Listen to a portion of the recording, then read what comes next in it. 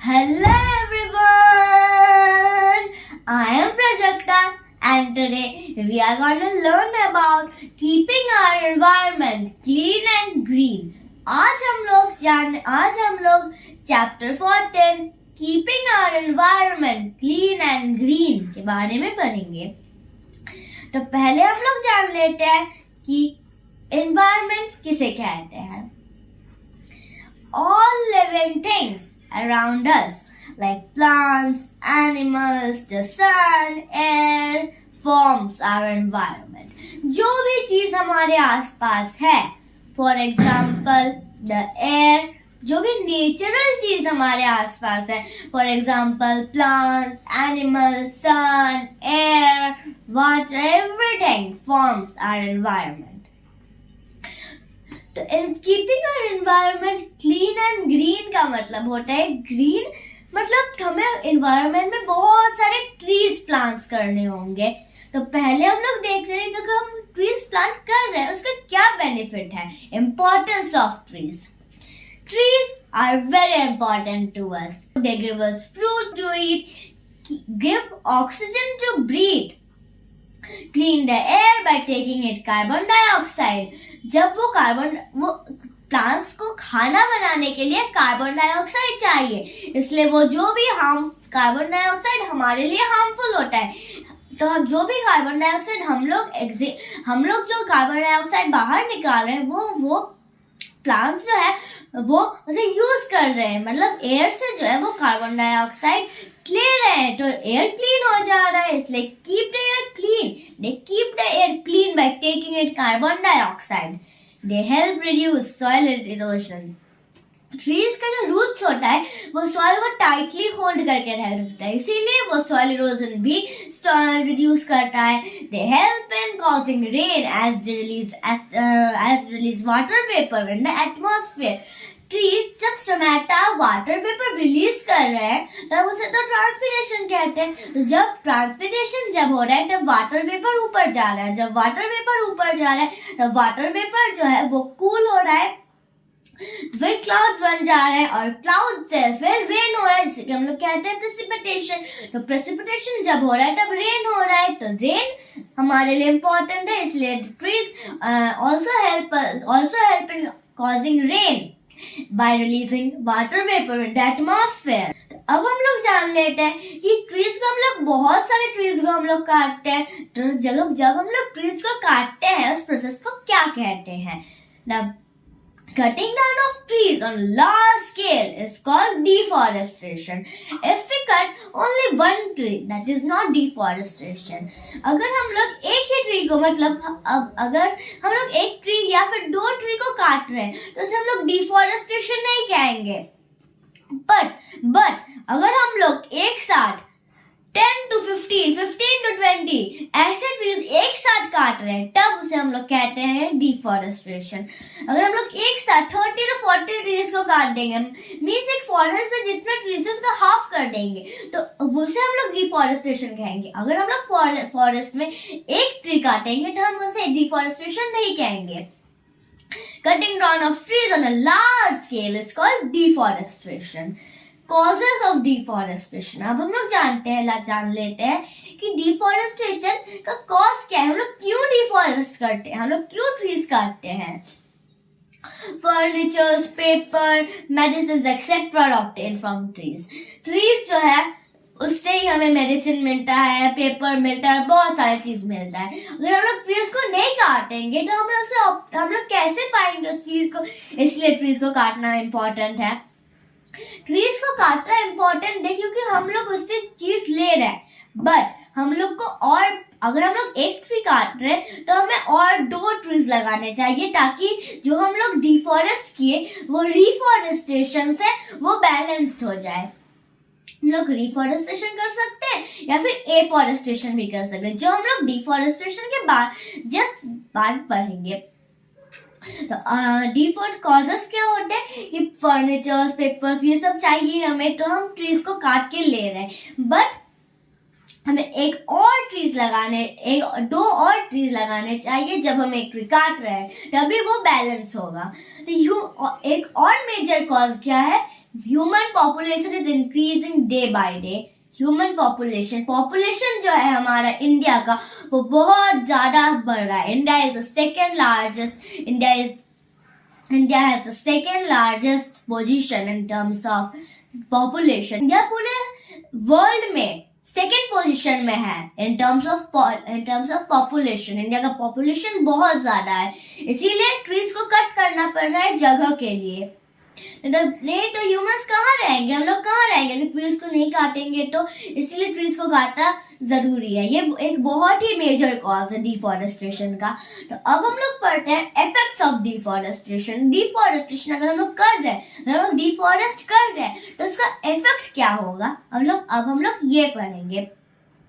Effects of deforestation are there may be less or no rain, decrease in air quality and increase in atmospheric temperature. Homes of many animals will be destroyed. जब हम लोग deforest कर रहे हैं तब trees transpiration कर रहे हैं जिससे रेन हो रहा है। तो रेन, अगर हम लोग ट्रीज काट देंगे तो रेन होगा। तो अगर कोई जगह होते है जहाँ तालाब नहीं होता, पॉन्ड्स नहीं होता, लेक्स नहीं होता, अगर पॉन्ड्स होता तो लेक्स होता तो वहां से ही वाटर इवेपोरेट होता। बट अगर वो नहीं है तो वहां पर रेन ही नहीं होगा, क्योंकि वहां पर इवेपोरेशन ही नहीं हो रहा है, इसलिए वो जगह पर रेन नहीं होगा। फिर ग्लोबल वार्मिंग होगा। अगर ट्रीज नहीं होंगे तो ग्लोबल वार्मिंग होगा। जो भी ऑक्सीजन है अर्थ का वो कम नहीं लगेगा, वो डिक्रीज होगा और कार्बन डाइऑक्साइड बढ़ेगा। तो ऐसे ग्लोबल वार्मिंग होगा। तो एनिमल्स का जो होम्स होता है वो डिस्ट्रॉय हो जाएगा, क्योंकि अगर हम ट्रीज काट रहे हैं तो जंगल में जितने भी फॉरेस्ट में जितने भी एनिमल्स रहते हैं उसका घर काट रहे हैं हम लोग, तो Holmes of many animals will be destroyed. तो अब हम लोग देखते हैं कि हम लोग डिफॉरेस्ट कर रहे हैं, डिफॉरेस्टेशन कर रहे हैं। तो डिफॉरेस्टेशन अगर हम लोग कर रहे हैं तो हमें एफॉरेस्टेशन भी करना होगा, मतलब ट्रीज को हम लोग को प्लांट भी करना होगा। तो इसलिए अब हम लोग देखते हैं कि हाउ टू सेव ट्रीज को हम लोग कैसे सेव कर पाते, ताकि हम लोग डिफॉरेस्टेशन करें ही ना। अगर हम लोग डिफॉरेस्टेशन नहीं करेंगे तो एफॉरेस्टेशन भी करना जरूरी नहीं होगा, क्योंकि पहले से ही हमारे पास ट्री है। तो we can save trees by planting more number of trees than we cut. हम लोग डिफॉरेस्ट कर रहे हैं, डिफॉरेस्टेशन से ज्यादा हमें एफॉरेस्टेशन करना होगा, तभी हम लोग ट्रीज को सेव कर पाएंगे। हम लोग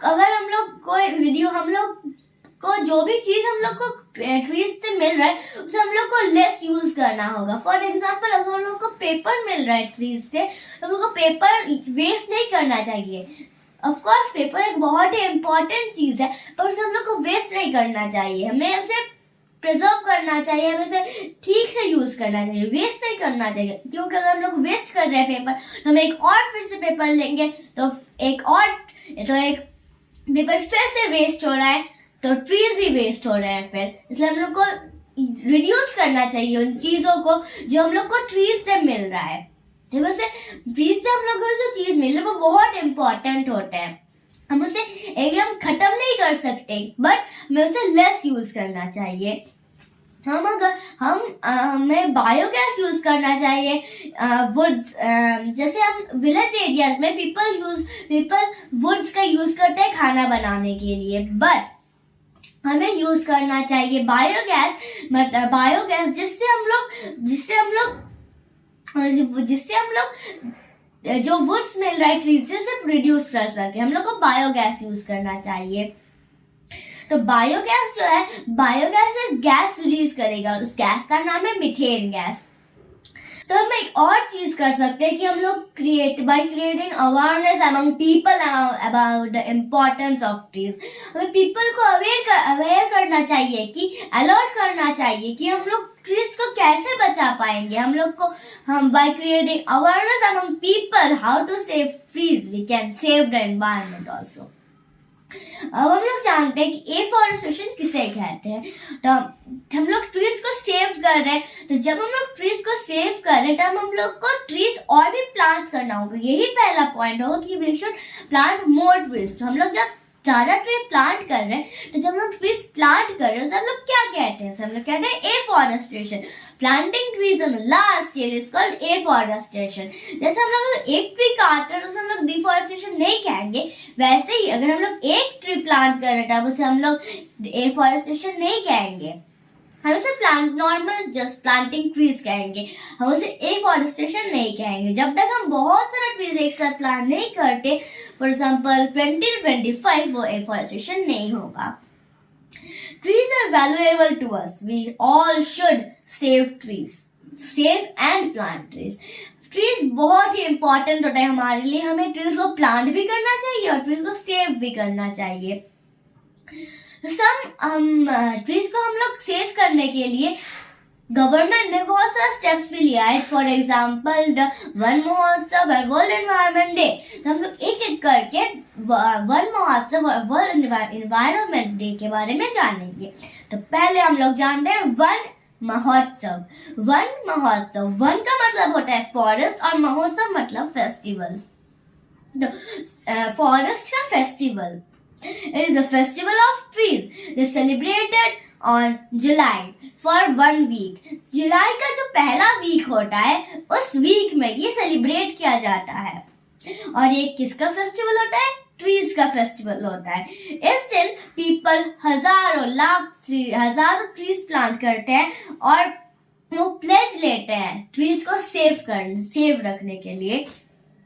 तो वर्ल्ड एनवायरनमेंट डे, वन महोत्सव सिर्फ इंडिया में होता है, बट वर्ल्ड एनवायरनमेंट डे पूरे वर्ल्ड में होता है। ये कब सेलिब्रेट किया जाता है? 5th June. World environment day is celebrated every year on 5th June. People discuss about environmental problems on this day and talk about the ways to save the environment. तो अब हम लोग जानते हैं कि पोल्यूशन किसे कहते हैं। अब हम लोग जानेंगे कि पोल्यूशन किसे कहते हैं। What is pollution?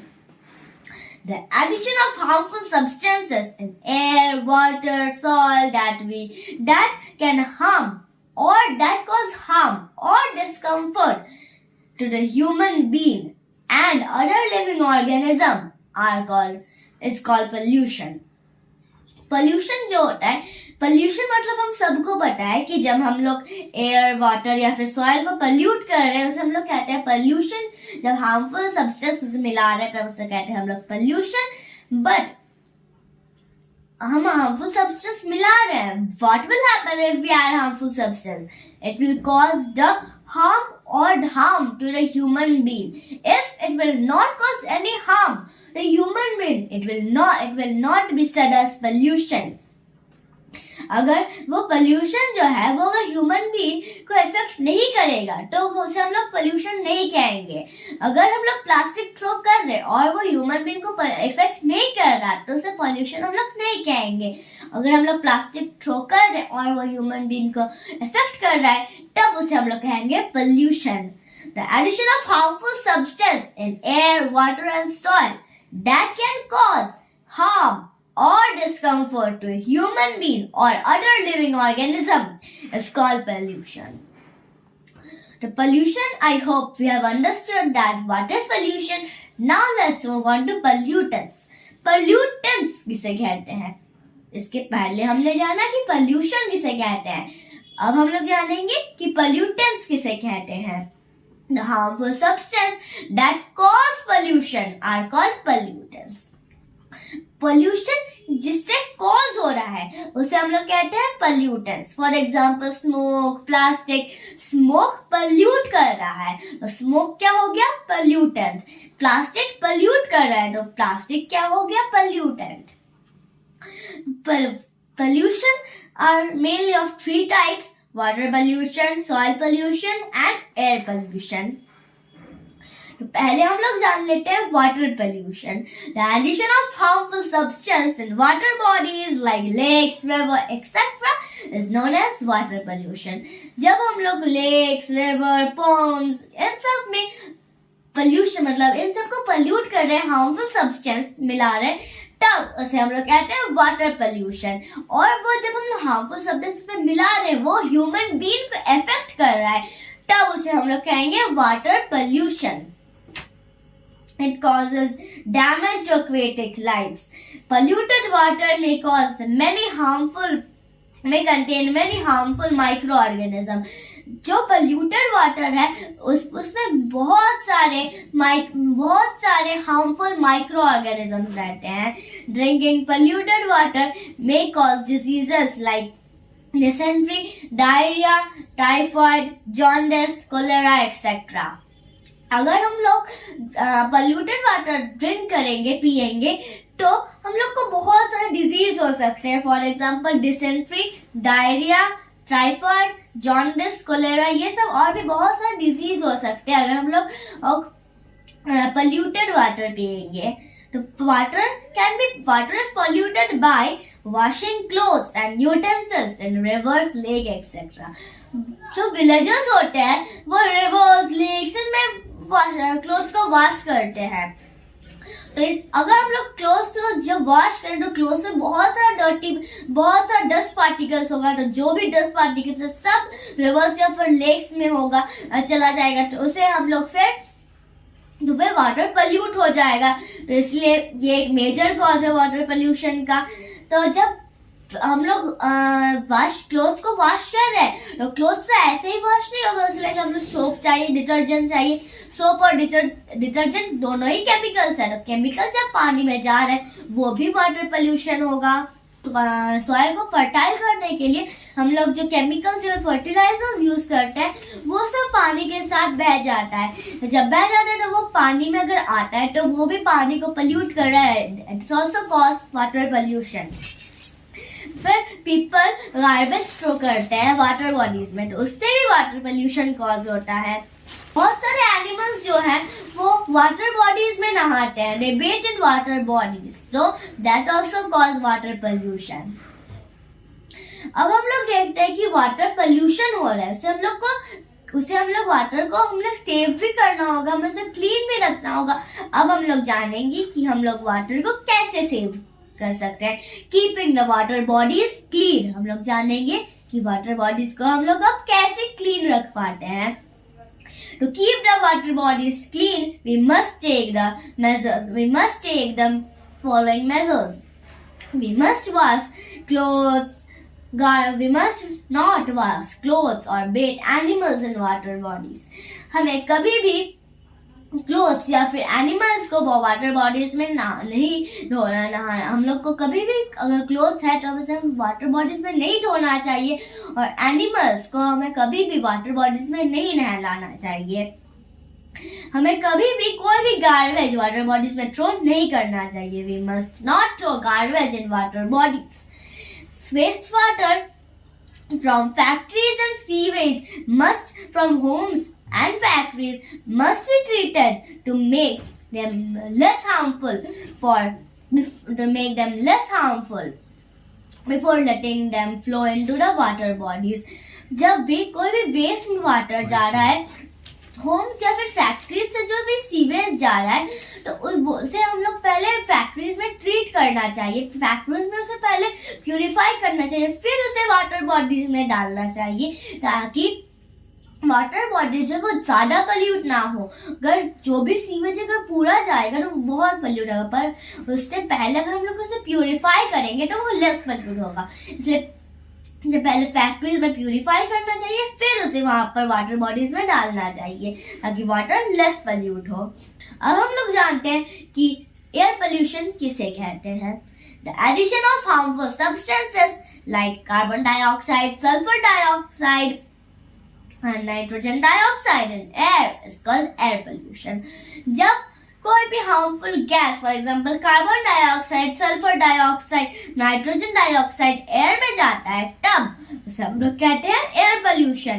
Carbon dioxide जो है वो हमेशा एयर पोल्यूशन नहीं करता, कॉज नहीं करता, क्योंकि जब तक कार्बन डाइऑक्साइड बहुत ज्यादा नहीं होगा वो एयर पोल्यूशन नहीं कॉज करेगा, क्योंकि कार्बन डाइऑक्साइड इंपॉर्टेंट होता है प्लांट्स के लिए।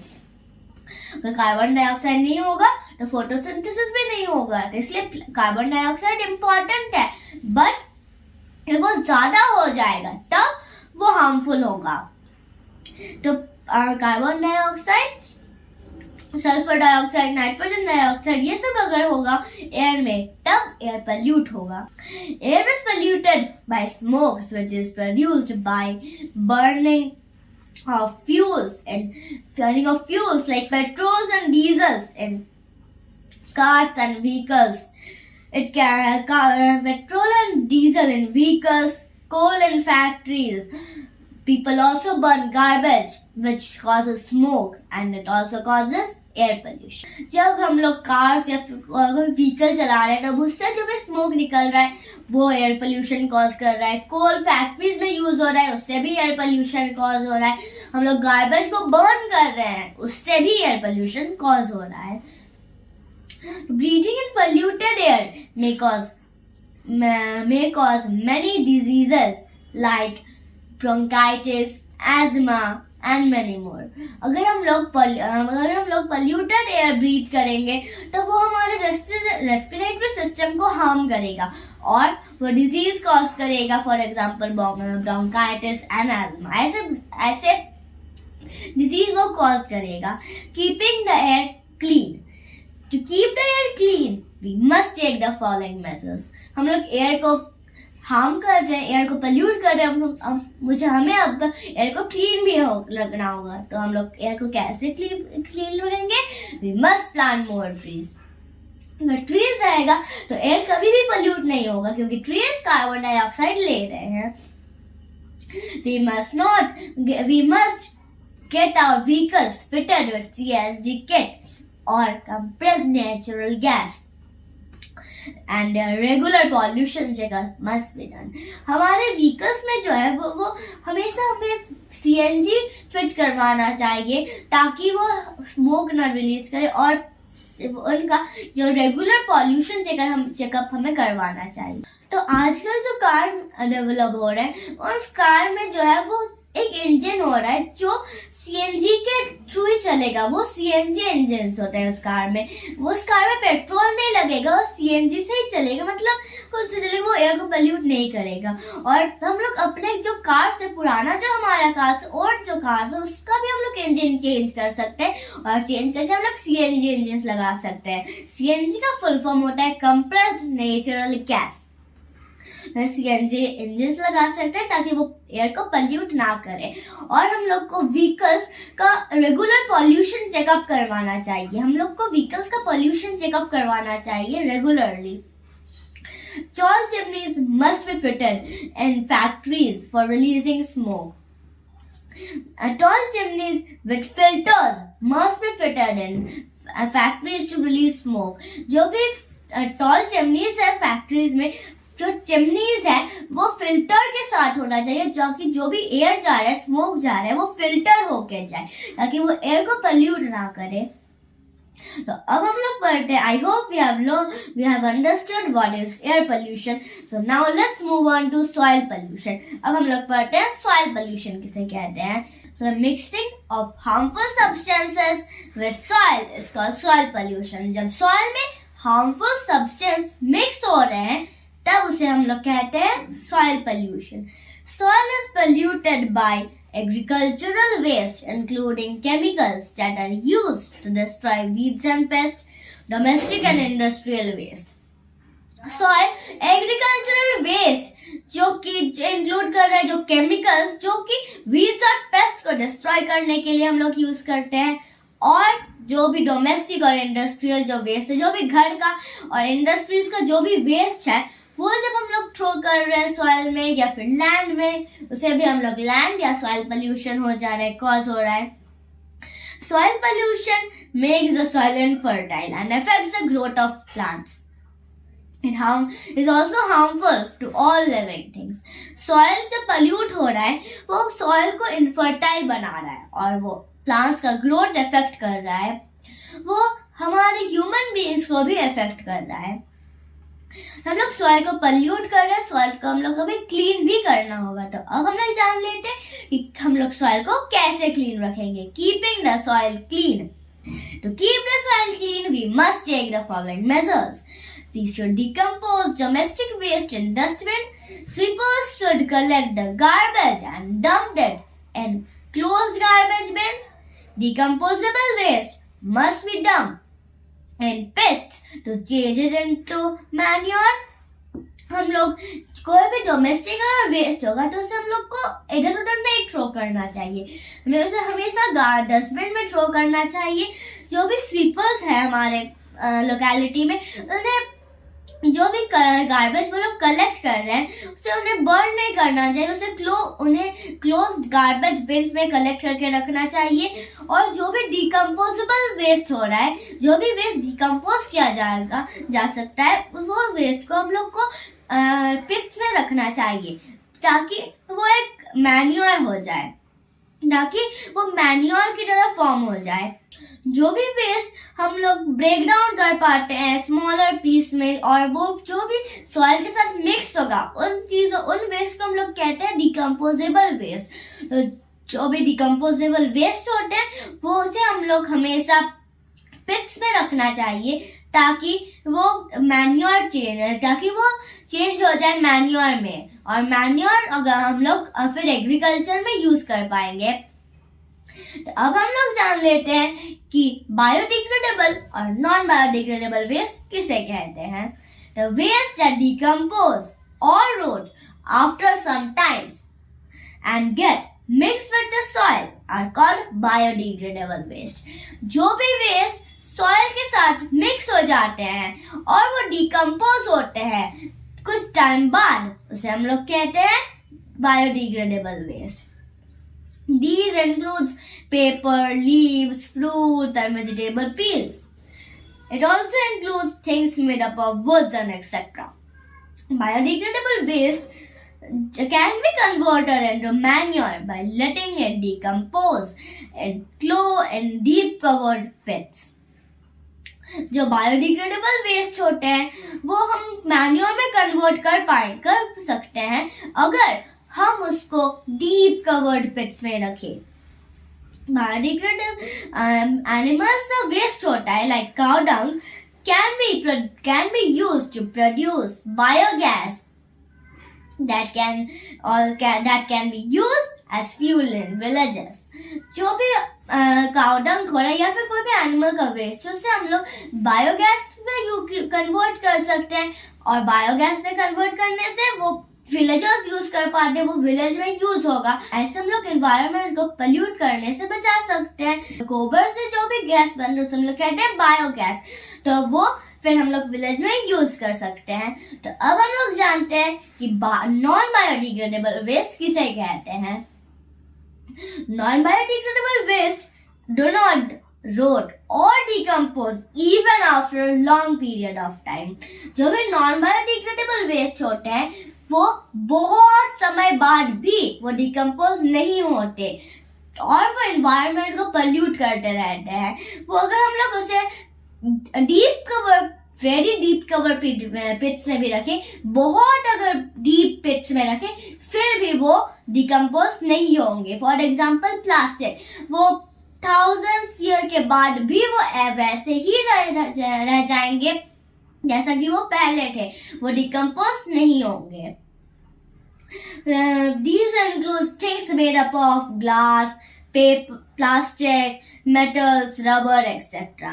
We can manage non-biodegradable waste to some extent by developing the 3 R's. हम लोग नॉन बायोडिग्रेडेबल वेस्ट को बैलेंस कर सकते हैं 3 R's को फॉलो करके. 3 R's, अब हम लोग जानते हैं कि ये 3 R's क्या क्या है. What are the 3 R's? The 3 R's must be developed to reduce pollution. The 3 R's are reduce, reuse and recycle. जो 3 R's है उसे हमें फॉलो करना चाहिए पोल्यूशन को रिड्यूस करने के लिए, एनवायरनमेंट को क्लीन रखने के लिए. 3 R's क्या क्या है? reuse, reduce, recycle. reduce हम लोग कैसे रिड्यूस करेंगे? reduce means reduction of waste material, waste product by cutting down those practices which produce waste. हमें रिड्यूस करना चाहिए उन हम उन चीजों को जो कि बहुत सारा वेस्ट प्रोड्यूस कर रहा है। फॉर एग्जाम्पल, अगर हम लोग कोई भी चीज खरीद रहे हैं तो वो ज्यादा पैकेजिंग मटेरियल के साथ नहीं होना चाहिए। अगर वो पैकेजिंग मटेरियल के साथ होगा तो वो बहुत सारा वेस्ट प्रोड्यूस करेगा जो कि एनवायरनमेंट के लिए हार्मफुल होगा। और वेस्ट क्या क्या होगा? थर्मोकॉल, प्लास्टिक, ये सब वो वेस्ट होगा, इसलिए वो हार्म करेगा एनवायरनमेंट को। We must buy only those things which we use. which we need. हमें एक्स्ट्रा थिंग बाय नहीं करना चाहिए। जो भी चीज हमें जरूरत है वही बस बाय करना चाहिए। We should avoid buying things with a lot of packaging material. We should avoid buying throwaway materials like plastic cups, glasses and tins. हमें प्लास्टिक का कोई भी चीज नहीं बाय करना चाहिए। फॉर एग्जाम्पल, हमें प्लास्टिक कप्स, प्लास्टिक प्लेट्स ये सब बाय नहीं करना चाहिए। हमें टिन्स भी बाय नहीं करना चाहिए। We should use steel plates instead of paper plates. हमें पेपर प्लेट या फिर और प्लास्टिक प्लेट्स, अगर हम लोग प्लास्टिक प्लेट या फिर पेपर प्लेट यूज करें तो उसके जगह पर हमें स्टील प्लेट यूज करने चाहिए, क्योंकि स्टील को हम लोग फेंक नहीं देंगे एक बार यूज करने के बाद। बट अगर वो प्लास्टिक या फिर पेपर प्लेट होगा तो हम लोग उसे यूज करने के बाद थ्रो कर देंगे, इसीलिए हमें स्टील प्लेट यूज करना चाहिए। तो अब हम लोग, I hope we have understood that what is reduce. Now let's learn about reuse. पहला था रिड्यूस, अब है reuse. Reuse means using those items again that otherwise would have been thrown as waste. हम reuse मतलब होता है हमें वो चीज फिर से यूज करना चाहिए जो कि अगर हम लोग नहीं यूज करते तो वो वेस्ट हो जाता। Reusing saves a lots of money and put waste to some good use. अगर हम लोग कोई भी चीज रियूज कर रहे हैं तो वो हमें हमारा मनी बहुत बचाता है, क्योंकि हमें न्यू चीज नहीं खरीदना पड़ रहा और वो जो है वो एक गुड यूज में भी चला जा रहा है जो ओल्ड थिंग्स है। तो हमें हमें रियूज कैसे कर पाएंगे कोई चीज को? We can reuse empty glass or plastic jars to store things such as pickle and dals. अगर कोई भी हमारे घर में कोई भी खाली ग्लास है या फिर कोई भी प्लास्टिक जार है उसे हम लोग थ्रो नहीं कर सकते। उसमें हम लोग पिकल्स या फिर अचार या फिर दाल उसमें रख सकते हैं ताकि वो स्टोर हो जाए। We should use हमें जो भी बिस्किट्स या फिर चीज टिन्स हो रहा है हमारे घर में, उसमें हमें नीडल्स रखने चाहिए, हमें क्लिप्स रखने चाहिए, बटन्स रखने चाहिए। हम लोग ये सब स्टोर कर सकते हैं और वो उसे हम लोग फिर थ्रो नहीं करना पड़ेगा हम लोग को, फिर वो एक गुड यूज में चला जा रहा है, जिसे हम लोग कहते हैं रीयूज। रीयूज में हम लोग और भी कई चीज कर सकते हैं। फॉर एग्जाम्पल, अगर हमारे कोई पुराने कपड़े हैं उनसे हम लोग को थ्रो नहीं करना चाहिए, हमें उनको गरीबों को देना चाहिए, पुअर पीपल को देना चाहिए ताकि वो उन्हें यूज कर पाए। जो पुराना कपड़ा होता है उससे हम लोग डस्ट भी कर सकते हैं, कोई चीज हम लोग घर पहुंच सकते हैं। We can use those old clothes as mops. फिर हमें मॉप्स अलग से खरीदना नहीं होगा, हम लोग उसे ही यूज कर पाएंगे।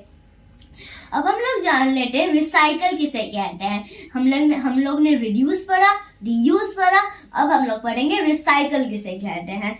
Recycling means converting used items into raw materials and then making new products from them. कोई भी चीज है उसे हमें एक पहले रॉ मटेरियल्स में कन्वर्ट करेंगे, फिर उससे एक न्यू चीज बनाएंगे, न्यू प्रोडक्ट बनाएंगे, उसे हम लोग कहते हैं रिसाइकलिंग। फॉर एग्जाम्पल, रिसाइकल हम लोग कैसे कर सकते हैं? यूज पेपर और of notebooks can be converted into new recycled papers. जो भी ओल्ड पेपर जो है वो न्यू पेपर में कन्वर्ट हो जाएंगे रिसाइकलिंग करने से। वो हम लोग घर में नहीं कर सकते, उनके लिए फैक्ट्रीज होते हैं अलग से। These recyclable waste are generally collected by the karwariwalas in our locality. We should give old magazines, newspaper and all other old things to them so that they can convert them into new product. जो भी कबाड़ी वाले आते हैं हमारे locality में, उनको हमें दे देना चाहिए ये चीज, जाके वो कन्वर्ट कर सके उन्हें अलग चीज में, न्यू प्रोडक्ट्स में. तो अगर हमने ये 3 आर्स पढ़े, रिड्यूस, रीयूज, रिसाइकल, अगर हम ये 3 आर्स फॉलो करते हैं तो हम बहुत ज्यादा एनवायरनमेंट को सेव कर पाएंगे, प्रोटेक्ट कर पाएंगे. और ये 3 आर्स जो है ये बहुत मनी भी सेव करता है, ये नेचुरल रिसोर्स को भी सेव करता है एंड ऑब्वियसली ये एनवायरनमेंट को प्रोटेक्ट करते हैं. तो ऐसे ये 3 आर्स हमारे लिए बहुत इम्पोर्टेंट है. तो आज के लिए इतना ही. आज हमने सीखा importance of trees, deforestation, afforestation, Van Mahotsav, world environment day, pollution, the 3 types of pollution, effects and the causes of those pollution, biodegradable and non-biodegradable waste, and about the importance of the 3 R's.